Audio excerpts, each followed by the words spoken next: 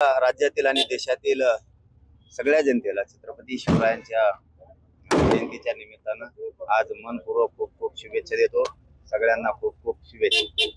तुम्ही ज्यावेळेस धनंजय मुंडे आणि दस यांची भेट झाली त्यावेळेस नाराजी व्यक्त केली। काल दसांनी प्रतिक्रिया दिली की दादा आमचे नेते आहेत, त्यांनी जरी नाराजी व्यक्त केली तरी हा विषय मी सोडणार नाही, मी त्या पद्धतीनेच माझं काम सुरू आहे। आता तुम्ही कसं बघता त्या गोष्टीकडे? जाऊ द्या, आज आनंदाचा दिवस दादा पण भेट महत्वाची होती अजिबात नव्हती, परंतु आम्ही लय जीव लावला होता दसांना। जाऊ द्या, तो विषय आज नकोच, कारण एका क्रूर माणसाला भेट झालेली आहे, क्रूरच व्यक्तीच नासक्या मंत्र्याचं नाव आज घेऊन। काल सुप्रिया सुळेंनी भेट घेतली, त्यांनी सांगितले की तुमची लढाई आता मी लढणार आहे, म्हणजे दसांची जागा सुळेंनी घेतली का? मी म्हणतो त्या राजकारणात मला पडायचं नाही, आम्ही आहेत ना। यावाले त्यावाले ही बुळबुळे मतदानापुरती। दादा, छावा चित्रपट सध्या प्रेक्षकांच्या डोक्यावर एक जोर सोडतोय आणि अशी शिवप्रेमीतून मागणी होतीये की तो टॅक्स फ्री करावा। राज्य सरकार किंवा मुख्यमंत्र्याला आपण काय एकूण आपलं आव्हान असणार आहे या सगळ्या, किंवा संभाजी राजांचा जाजूल इतिहास त्या माध्यमातून पुढे येतोय?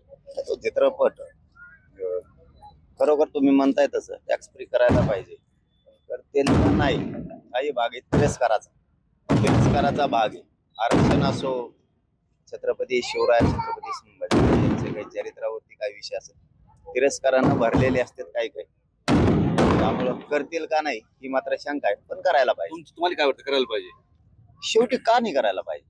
करायलाच पाहिजे ना। पण आता तिरस्कारानं भरलेलं सरकार काय करत सांगता येत नाही, कारण आरक्षण सुद्धा तिरस्कारानं भरलंय, देत नाहीत, खूप तिरस्कार आहे। संतोष भाईचं प्रकरण असं, संतोष सूर्यवंशी सोमनाथ सूर्यवंशीचं प्रकरण असं, अनेक ते परळीमधले मुंडे असतील, बऱ्याच जणांचे मर्डर झाले, तिरस्कारानं भरलेले। पण जाऊ दे, आजच्या दिवशी नको काही विषय काढायला, उद्या बघू। छत्रपती शिवाजी महाराजांबद्दल अभिनेता राहुल सोलापूरकडून अपशब्द काढले, सरकारनं निषेध केला, मात्र कारवाई केलेली नाही। करणार नाही ना, आणि पोलीस पण असं म्हणतात की त्यांची कारवाई करतात नाही, विशेषतः पुण्याचे पोलीस असं म्हणतात त्यांचं वक्तव्यच कारवाई करण्यासारखं नाहीये। बरोबर आहे ना, करताच येणार नाही। तिरस्कार मुख्यमंत्री असं लागलेलं राज्याला सध्या की खूप खूप चांगला, म्हणजे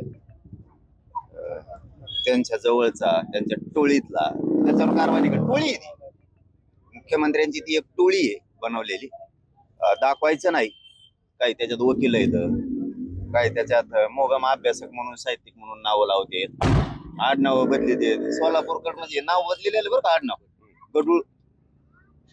गडूळपणा आहे, स्वच्छ सोडून दिलं पहिलं नाव, गडूळपणा आहे।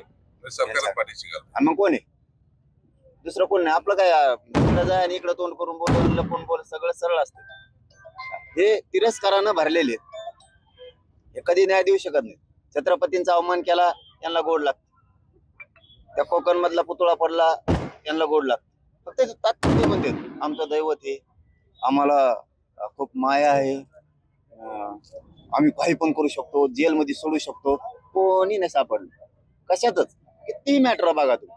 आणि हे खरं बोललं ना, खूप जिवारी लागतं त्यांचं। आणि मला नाही गद्दम, मी शेतकऱ्याचा पोरग आहे, आपले शब्द सहन नाही होत, खरेपणा सहन नाही होत, तिरस्काराने भरलेले।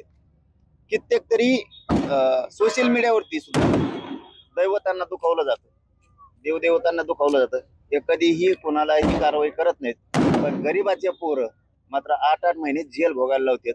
इतकं तिरस्कारानं भरलेलं सरकार आहे। सगळ्या जाती धर्माचे लोक शिवजयंतीच्या निमित्तानं किमान स्वहितासाठी, स्वतःच्या जाती धर्मासाठी, स्वतःच्या लेकरासाठी, शेतकऱ्यांसाठी शाने व्हा, हे शिवजयंतीच्या निमित्तानं सांगतो। आपली बाजू आपण गोरगरीब लढू। धन्यवाद, थँक्यू।